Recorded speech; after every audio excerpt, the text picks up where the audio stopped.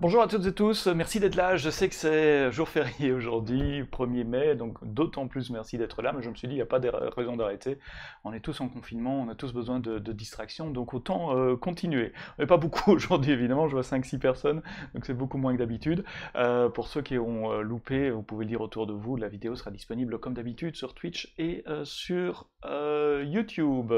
Merci d'être là, 5e quiz aujourd'hui, on va parler SysOps avec 8 questions, comme d'habitude, des questions de certif niveau associate. Avant de commencer, je voudrais quand même dire deux choses. D'abord, excusez-moi pour la coiffure, c'est coiffure confinement, un peu comme tout le monde pour le moment. Je crois qu'on va se ruer sur les coiffeurs dans une dizaine de jours quand on pourra le faire.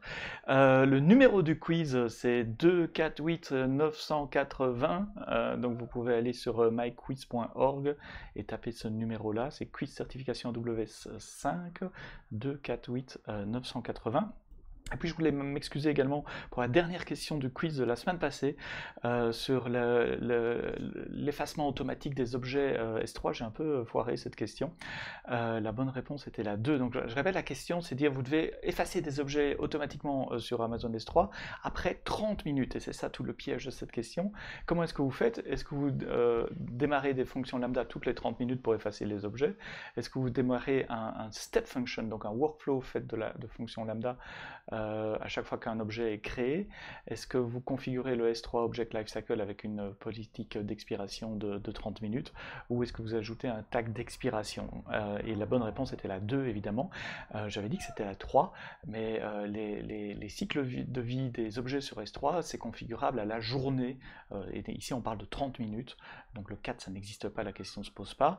Le 1, c'est pas très efficace. Et puis, ça va surtout pas effacer un objet après 30 minutes, tandis que si on déclenche un workflow, à chaque fois qu'un objet est créé, on laisse le workflow attendre 30 minutes, et puis l'étape suivante du workflow, c'est l'effacement, ben on y arriverait. Donc la bonne réponse était la 2. Je sais que ça a changé la première place du classement. Autant pour moi, j'essaierai d'être plus vigilant sur les réponses aujourd'hui. Alors, je vois que tout le monde qui est sur Twitch est connecté. Je ne vais pas vous laisser attendre plus longtemps. On commence avec une question assez difficile. J'avoue que j'ai dû la relire à 3 fois celle-là et bien lire. Vous voulez obtenir les adresses IP publiques des machines Amazon EC2 Windows qui fonctionnent sur votre compte dans une région. Comment vous pouvez faire ça avec la CLI?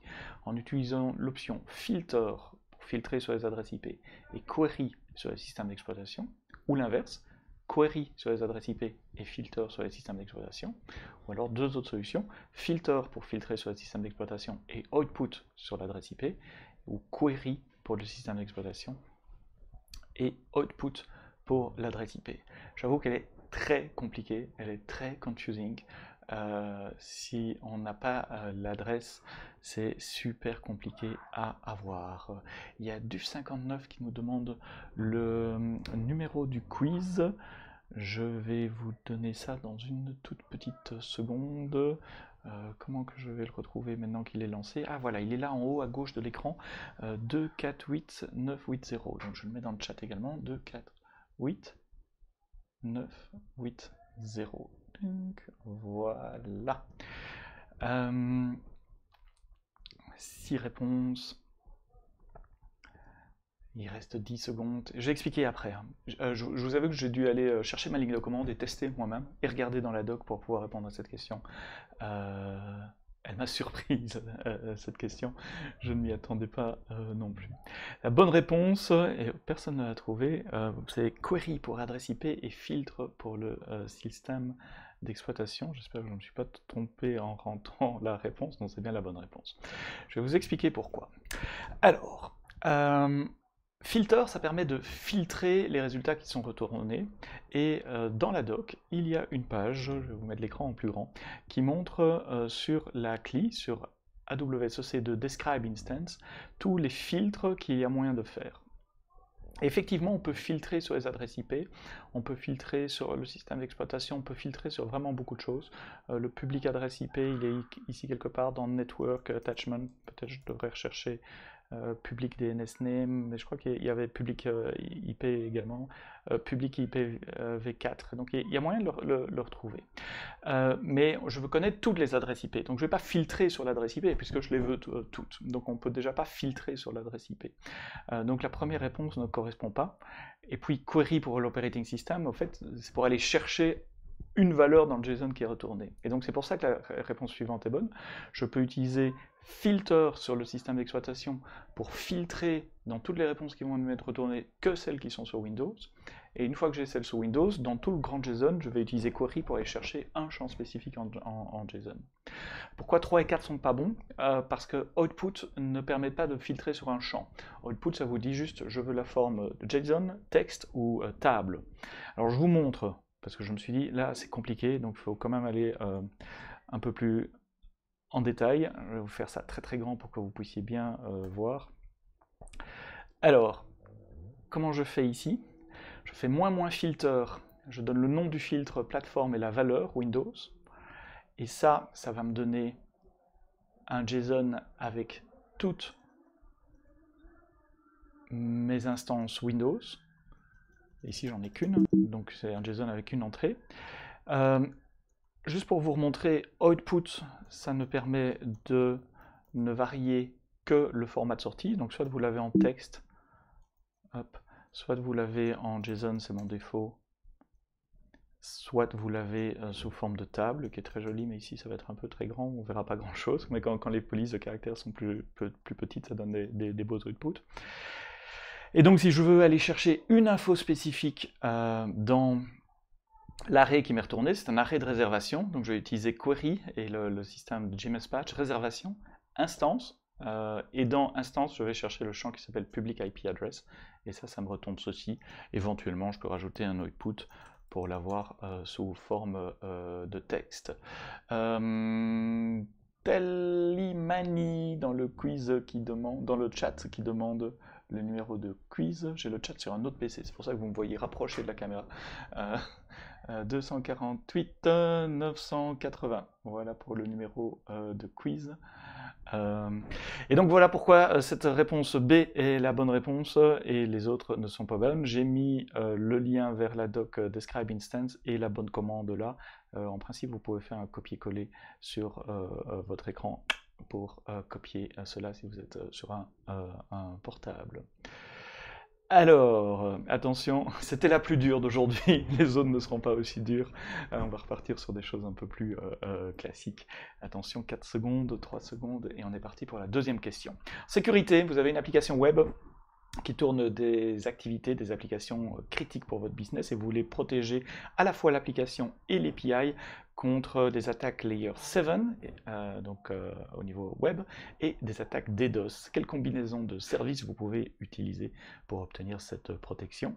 Les Security Group et les Network ACL, Amazon Route 53 et AWS Global Accelerator, AWS WAF et AWS Shield Advance est la réponse C, et la réponse D, AWS Enterprise Support and Infrastructure Event. Un poil plus facile celle-là. Souvenez-vous, les Security Group, les Network ACL, ça travaille au niveau réseau. Network ACL pour protéger un subnet, vous définissez par défaut tout est autorisé, vous rajoutez des deny pour les adresses IP sources ou les ports que vous ne voulez pas voir sur votre réseau. Security Group, c'est l'inverse, tout est bloqué par défaut et donc vous devez autoriser les adresses IP et les ports que vous voulez autoriser connectés à vos machines. Route 53, c'est le DNS. Global Accelerator, c'est un service réseau qui vous permet d'envoyer le trafic sur le point d'entrée du réseau AWS le plus proche de chez vous, et puis le trafic sera acheminé sur notre réseau managé à grande bande passante à faible latence. Très utile pour accélérer les transferts réseau, mais pas pour vous protéger des attaques Layer 7 et des DOS. Et donc la bonne réponse est, comme presque tout le monde l'a dit, la réponse 3, la réponse C, WAF. WAF, c'est un Web Application Firewall où vous définissez des règles de filtrage au niveau applicatif, donc sur les URL, les headers, HTTP, on a des règles, des packs de règles prédéfinis qui permettent de vous protéger contre les attaques classiques de SQL injection, de cross server-side scripting, je crois qu'il y a le Hello WASP Top 10 également. Et puis vous appliquez ce WAF soit sur votre distribution CloudFront, soit maintenant vous pouvez le faire directement sur les load balancers également. AWS Shield Advance, AWS Shield c'est un service de protection des DOS dont tout le monde bénéficie, mais si vous avez besoin d'un niveau accru de support, accès dédié à des équipes en cas d'attaque, et mise en place de plans de customisation, de plans de mitigation custom, vous pouvez avoir ça avec AWS Shield Advance, et donc c'est la bonne combinaison pour se protéger des attaques DDoS. Question numéro 3, dans 3 secondes. Elle porte sur CloudFormation. Vous créez un template CloudFormation pour déployer des applications dans AWS et votre stack déploie un VPC, des instances EC2 et une base de données RDS. Comment est-ce que vous pouvez vous assurer qu'RDS soit créé avant le lancement de votre instance EC2? Donc globalement, on vous demande de dire à CloudFormation d'abord crée RDS et puis tu crées mon app server. Possibilité A, vous définissez l'instance, vous définissez le champ depends on au niveau de l'instance. Donc dans le template CloudFormation, quand vous définissez votre instance, vous rajoutez un champ JSON qui dit depends on et la base de données. Seconde solution, dans le template CloudFormation, vous définissez un champ Layer 1 pour la base de données et un champ Layer 2 pour l'instance. Troisième solution, dans le template, vous mettez simplement la base de données avant la définition de Amazon EC2. Ce serait tellement logique. 3, vous ajoutez une condition, un statement condition à la définition de la base de données. Je devrais peut-être pas faire mes commentaires pendant que tout le monde n'a pas encore répondu.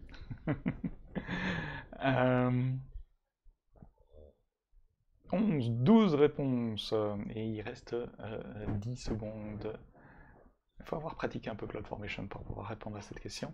Donc CloudFormation, je suppose que tout le monde connaît, c'est le service qui permet d'automatiser la création d'infrastructures, et la bonne réponse, bravo tout le monde.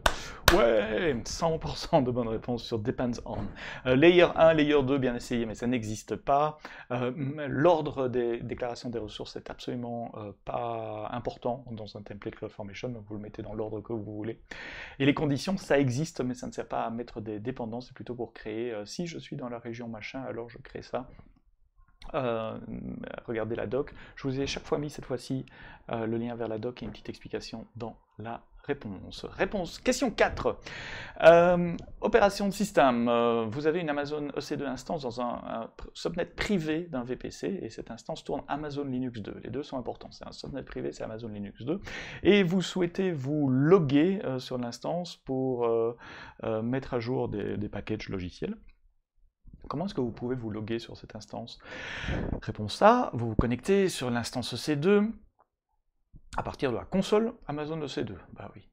Réponse B, vous vous connectez via AWS System Manager, Session Manager. J'adore les noms de services AWS. AWS System Manager, c'est un espèce de parapluie pour plein de sous-services, et le sous-service s'appelle Session Manager. Vous connectez via SSH, évidemment, avec une paire de clés publiques-privées que vous avez choisi quand l'instance a été lancée, ou vous vous connectez via RDP et vous utilisez getPassword pour déchiffrer le password secret. Ah, Benjamin qui demandait aussi le lien, merci à Duf59 d'avoir donné le lien dans le chat. Il reste 20 secondes. Tadam! Je me rends compte que ma balance des blancs est pas bonne du tout, il fait un peu bleu ici. J'ai pas mis d'éclairage, pour une fois c'est l'éclairage de Dor, il suffit que ça devienne un peu plus nuageux et ça change la couleur. C'est vendredi 1er mai pour tout le monde, aussi pour mon éclairage. La bonne réponse ici était System Manager, Session Manager. Alors ça mérite quelques explications. Est-ce que vous pouvez vous connecter à l'instance via la console Amazon EC2? Non, il n'y a pas moyen de se connecter à une instance depuis la console EC2. On peut voir la console, donc on peut voir les logs qui sortent sur la console, très pratique pour débugger les problèmes de boot par exemple, mais on ne peut pas faire une session interactive à partir de cela. Pour faire une session interactive, il y a un service qui s'appelle System Manager, Session Manager. Il requiert qu'il y ait un agent, qu'il y ait un agent qui tourne sur l'instance, mais cet agent il est installé par défaut sur Amazon EC2. Il requiert aussi que cet agent ait les permissions d'appeler les API System Manager. Donc vous devez attacher un rôle à votre instance qui permet au logiciel qui tourne sur cette instance de pouvoir appeler les API de System Manager. Mais c'est la bonne réponse. Pour en savoir plus, je vous ai mis une vidéo sur YouTube. C'est un petit tuto de 10 minutes que j'ai fait il y a quelques semaines qui vous montre comment faire ça, comment démarrer une instance EC2 et s'y connecter sans utiliser SSH. Alors, vous connecter en SSH, c'est pas la bonne réponse parce que votre instance est dans un subnet privé.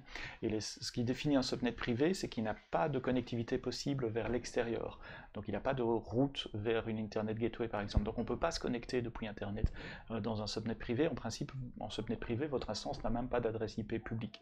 Donc il n'y a pas moyen de se connecter en SSH. Et puis RDP, évidemment, personne n'a choisi la réponse. Ça c'était plutôt pour Windows et la question disait que c'était Amazon Linux 2. Cinquième question. Pendant qu'on investigue un downtime, un problème de disponibilité de votre application, vous découvrez qu'une instance Amazon EC2 critique pour votre application est arrêtée. Elle est en mode stopped. Comment est-ce que vous pouvez savoir qui, quand, quoi a arrêté cette instance? Réponse A, vous faites un review de l'historique d'Amazon EC2 Autoscaling. Réponse B, vous regardez, vous cherchez un event correspondant dans AWS CloudTrail. Réponse C, vous allez rechercher l'historique de cette instance dans AWS Config. Et réponse D, vous cherchez des messages d'erreur dans Amazon CloudWatch Logs. Presque reçu toutes les réponses. Je regarde le leaderboard, Relic 18, Rouge et Noir 31, 18 également, en tête, en première place, Simon 16 et AWS Pro 16, donc on a 2 ex-aequo au premier, 2 ex-aequo en deuxième place, et Bob à 15 points juste en dessous, donc les 5 premiers se tiennent dans un mouchoir de poche et rien n'est joué. Je sais que plusieurs d'entre vous sont arrivés en cours de route, ils ont loupé les premières et deuxièmes questions, désolé pour vous. Peut-être que vous pourrez remonter si vous répondez tout bien et très vite. La vitesse de réponse a de l'importance également si vous jouez pour des points et pas juste pour apprendre. Attention, 3 secondes, rentrez votre vote si ce n'est déjà fait et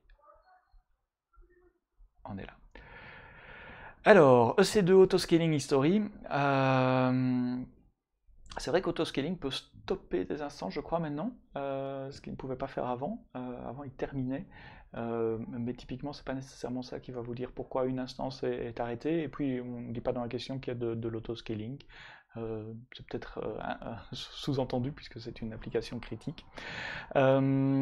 Je vais expliquer la bonne réponse dans une seconde. Pourquoi c'est pas AWS Config? Parce qu'il n'y a pas d'historique de l'état des machines dans AWS Config, c'est un historique de la configuration. Et puis chercher dans CloudWatch Log. CloudWatch Log ne va pas loguer les transitions d'état de vos instances. Il faudrait que votre application envoie des logs vers CloudWatch Log, ça c'est possible. Ou que vous installiez un agent au niveau du système d'exploitation qui envoie des logs. Mais ça ne va pas vous dire qui l'a arrêté. Vous allez peut-être trouver quand on l'a arrêté, mais qui et pourquoi, ça ne va pas répondre à la question. Je vous ai mis le lien en dessous.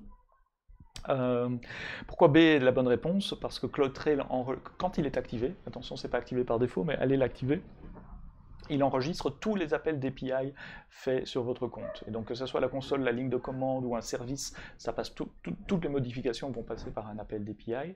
Et donc là, vous pouvez trouver, et sur la page doc que je vous ai mis, vous allez trouver exactement la procédure à suivre et le nom de l'API qu'il faut chercher. Bon, c'est beaucoup de fichiers souvent dans CloudTrail. Certains injectent ça dans Elasticsearch, ou enfin voilà, il y a différents moyens d'analyser ces fichiers. Mais si vous retrouvez l'instance ID et l'API, vous allez savoir qui l'a arrêté et quand. Sixième question, en réseau, vous avez une application qui tourne sur une instance Amazon EC2 qui copie de gros volumes d'informations entre Amazon S3 et un service web externe sur l'Internet. Et les utilisateurs se plaignent que cette opération de copie est lente. Qu'est-ce que vous pouvez faire pour améliorer la vitesse de la copie? Réponse A, vous changez le type d'instance Amazon EC2. Réponse B, vous changez le type, de ENI, Elastic Network Interface. Vous activez les Jumbo Packets sur le VPC ou vous placez votre instance Amazon EC2 dans un groupe de placement. Placement Group.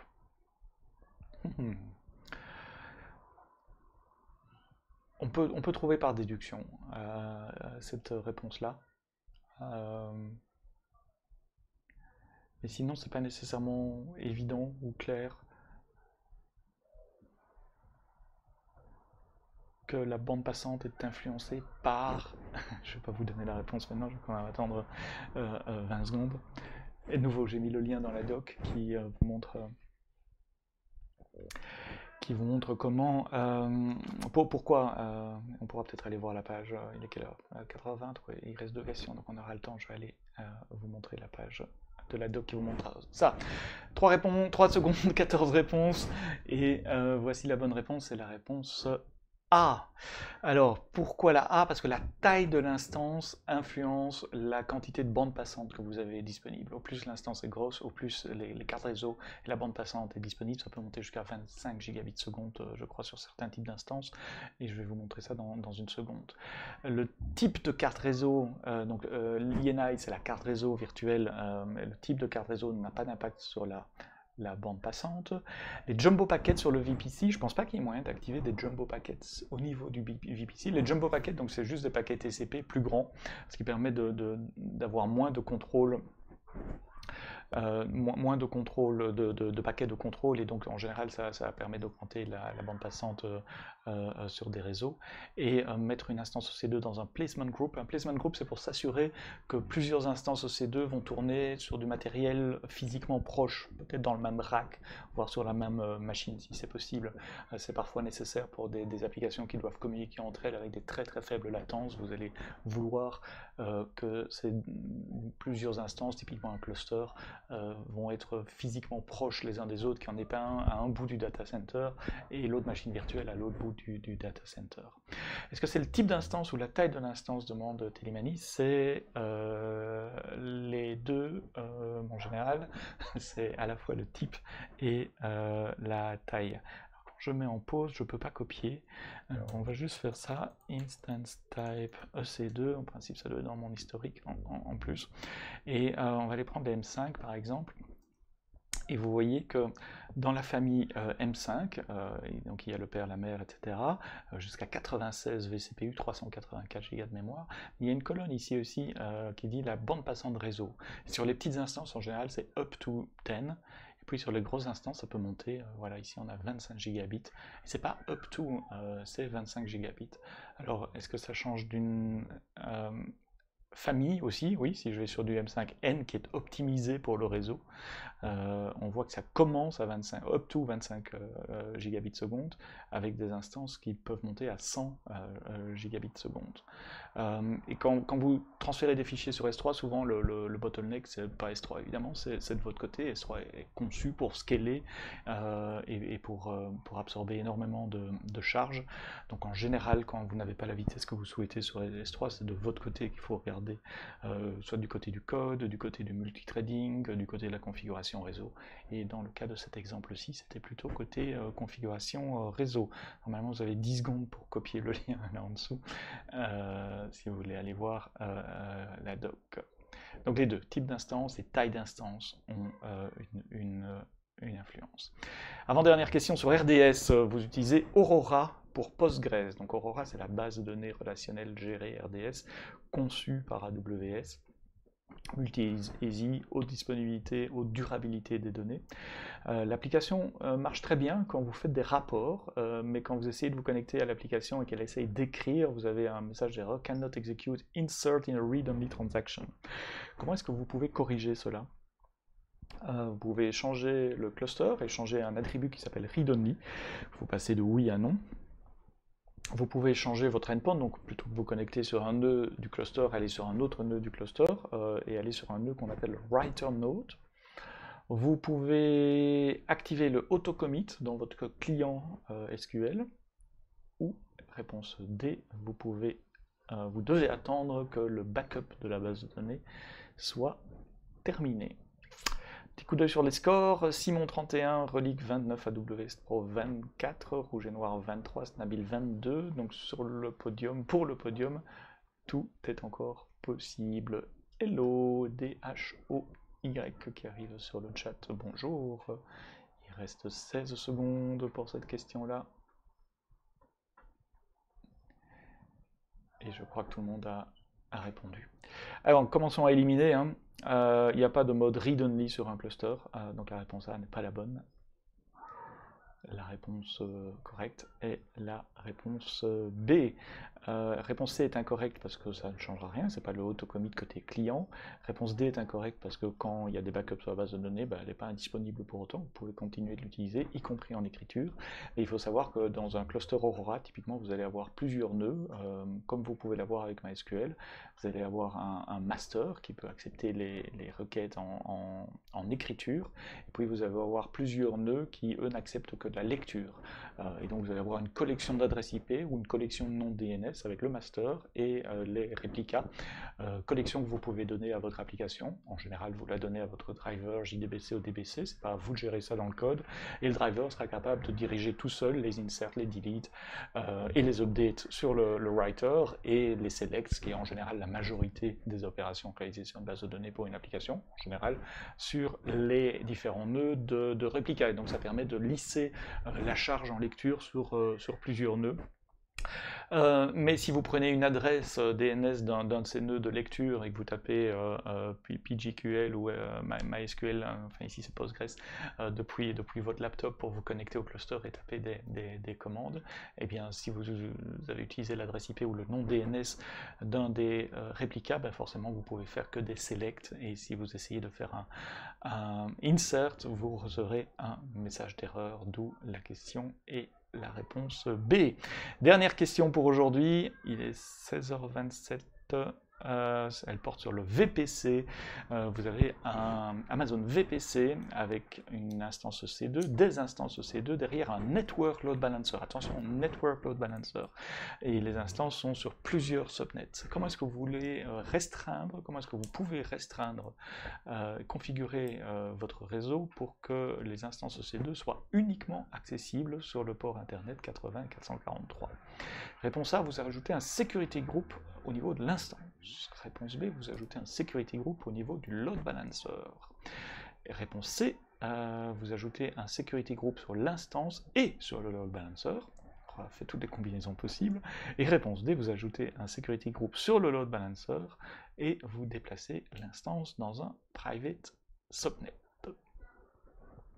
Il y a un piège.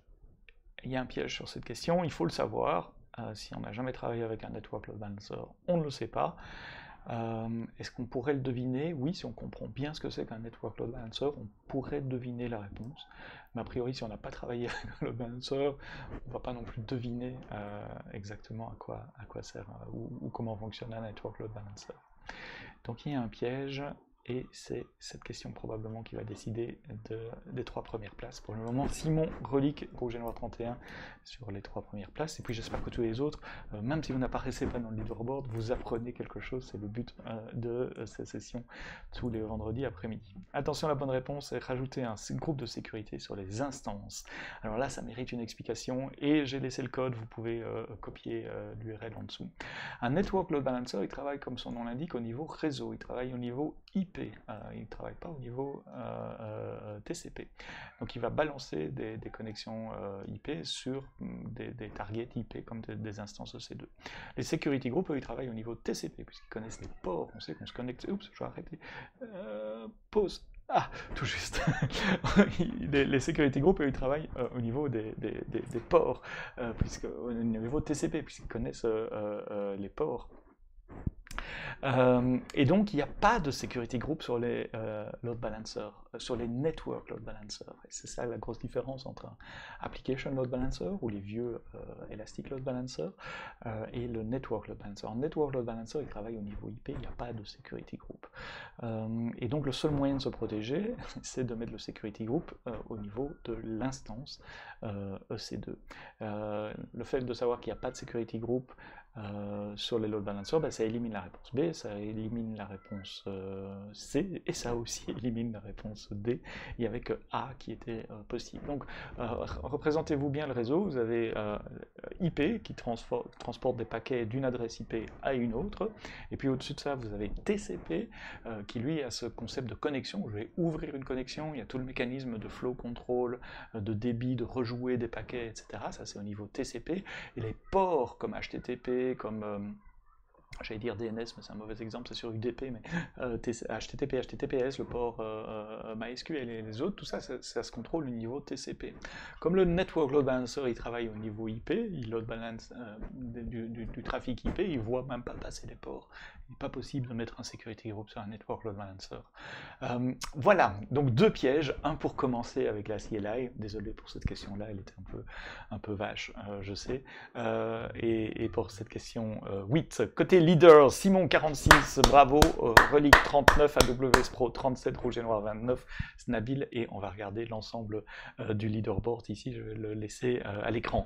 Merci à tous d'avoir assisté à ce quiz aujourd'hui, vendredi 1er mai, d'avoir pris une demi-heure de votre temps pour jouer avec nous, pour apprendre un petit peu, j'espère vous avoir appris 2-3 choses sur AWS, même les jours fériés, et puisque ça a l'air de marcher, vous étiez une quinzaine aujourd'hui, il n'y a aucune raison que je ne refasse pas ça vendredi prochain pour le 8 mai. Voilà, merci d'avoir été là, n'hésitez pas à me suivre sur les réseaux sociaux, notamment sur la chaîne YouTube Sepsto, où il y a des petits tutos qui sont postés, j'en ai encore posté un hier sur un nouveau service qui s'appelle Amazon CloudWatch Synthetics. Prenez soin de vous et de votre famille, restez à l'intérieur et profitez du week-end. Bye bye.